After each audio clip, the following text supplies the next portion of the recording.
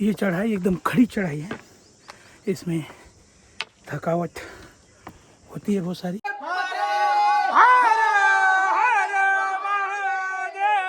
बाकी यहाँ का नज़ारा तो बहुत ही टॉप है लोग, और यहाँ पर एकदम हिमालय बना हुआ है, एकदम ठंडा। जो उनसे जो गो हत्या हुई, ये देखो गो हत्या कर।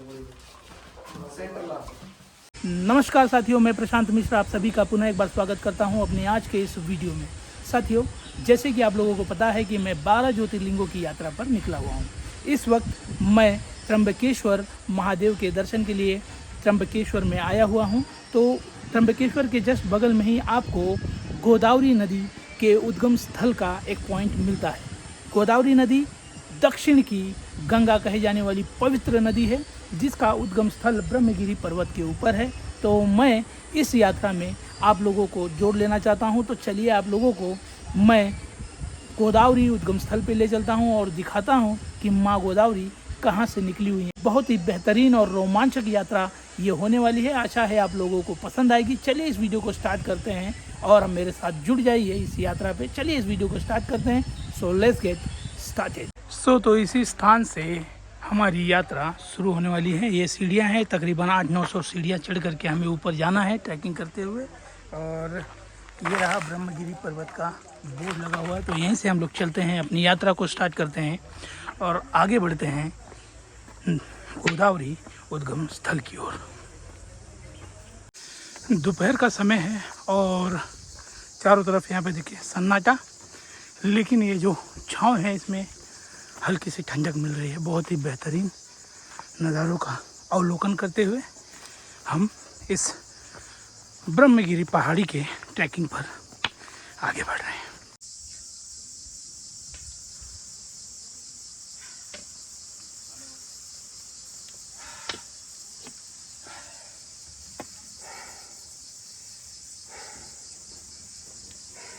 यहाँ तक की चढ़ाई थोड़ी सी समझ लीजिए कि 45 डिग्री वाली थी।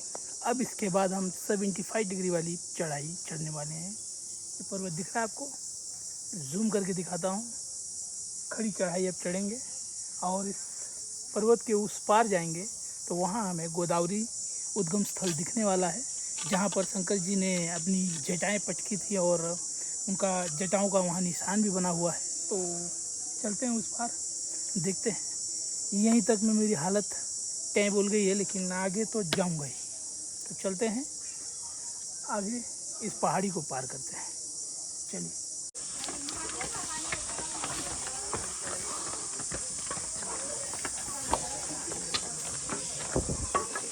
तो साथियों, तो ये रहा त्र्यंबकेश्वर का नज़ारा। ये त्र्यंबक सिटी है, जहाँ पर त्र्यंबकेश्वर महादेव वहाँ पर हैं। मैं जूम करके दिखाता हूँ, आप देखिए।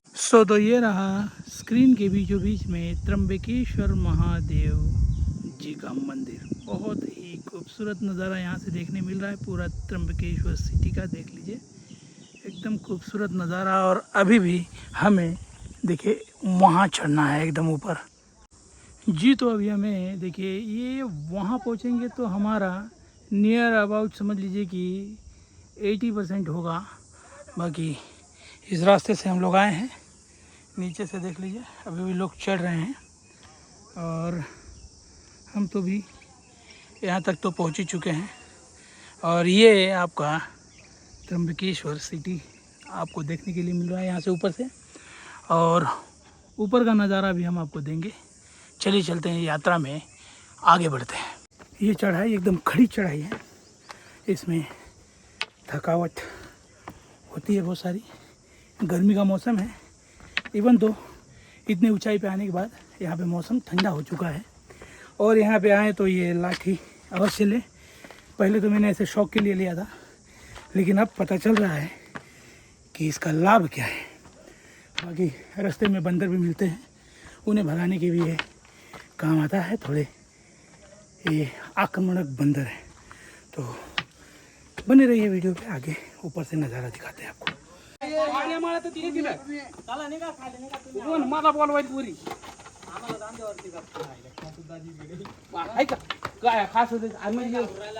पाणी पुन्हा गीत सांगले पुन्हा काठी असले पाणी काय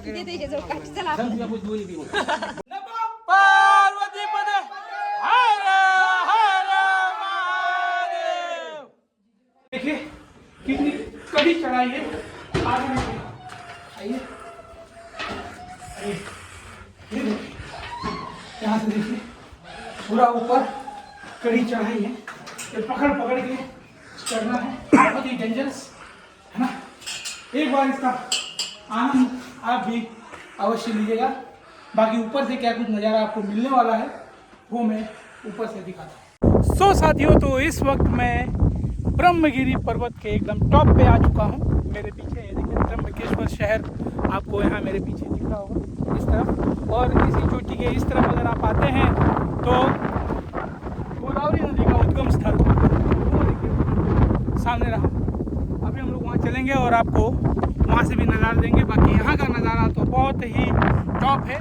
आप समझ लीजिए कि नीचे एकदम पूरी तरह से गर्मी से झुझला रहे हैं लोग, और यहाँ पर एकदम हिमालय बना हुआ है, एकदम ठंडा, बेस्ट। बहुत ही यहाँ का नज़ारा लीजिए, और नज़ारा लेने के बाद मैं आप लोगों को गोदावरी उद्गम स्थल दिखाता हूँ। सो साथियों, तो ब्रह्मगिरी पर्वत के ऊपर चढ़ने के बाद आपको जो नज़ारा मिलने वाला है वो कुछ इस प्रकार का है। अगर आपके घुटनों में कोई दिक्कत है, आपको परेशानी है, आप यहाँ नहीं आ सकते, तो इस स्क्रीन पर उसका आनंद लीजिए और हमारे इस मेहनत को ज़रूर लाइक कीजिएगा। बाकी बहुत ही संघर्षों के साथ मैं यहाँ पे चढ़ा हूँ, लेकिन चढ़ने के बाद में उसका आनंद भी उतना ही मिला है। बहुत ही खूबसूरत नज़ारा और एकदम शुद्ध वातावरण यहाँ पर मुझे प्राप्त हुआ है। अगर आप यहाँ आ सकते हैं तो आइएगा ज़रूर, क्योंकि यहाँ का आनंद जो है वो यहाँ आकर ही प्राप्त किया जा सकता है। बाकी गोदावरी उद्गम स्थल हो रहा, तो चलते हैं हम लोग गोदावरी उद्गम स्थल पे। जो उनसे से जो गो हत्या हुई, ये देखो गो हत्या का सबूत बताया ये वाला। गो हत्या मतलब गणेश भगवान ने गौ माता को रूप धारण किया, तो उनसे से गो हत्या लगा। 12 वर्ष तप करके गुलारी प्रसन्न किया। 3 पेड़ जो अपने पीछे पेड़ है गुलाल का जड़, ये वाला 1, मेरे पीछे 2, 1 3, तीनों पेड़ों से जन्म हुआ। यहाँ से इकट्ठा होके अभी नीचे मंदिर में गया गौमुख में। गौमुख से आगे जटा के लिए, जटा से गंगा द्वार में खाली कुछ और तक कुंड पे जहाँ अपन स्नान किया जाता है, कुंभ मेला लगता है, कोई फेरी निकलता है। इससे आगे बड़ा मंदिर में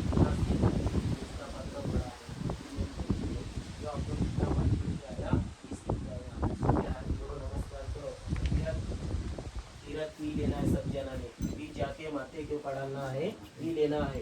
त्र्यंबकामि जामहे सुगंधे पुष्टिवर्धनम उर्वारुकबंधनम मृत्यु मोक्षी यमामृतात् पी लेना है। अभी क्या तुम्हारा जो दान हो गया वो चढ़ा देने का, अपना नाम लेके, माता पिता ना नाम लेके, परिवार ना नाम लेके चढ़ा देने का। गाय के नीचे इतना सो तो यहाँ गोदावरी नदी का उद्गम हुआ, जहाँ मैंने आपको दिखाया कुंड, वहाँ से फिर यहाँ पर गौमुख है। यहाँ से गौमुख में आई है, वहाँ से सीधे आ जाएंगे। यहाँ पे गौमुख है, इस यहाँ पे गौमुख अभी मैं अंदर चल के आपको दिखाता हूँ।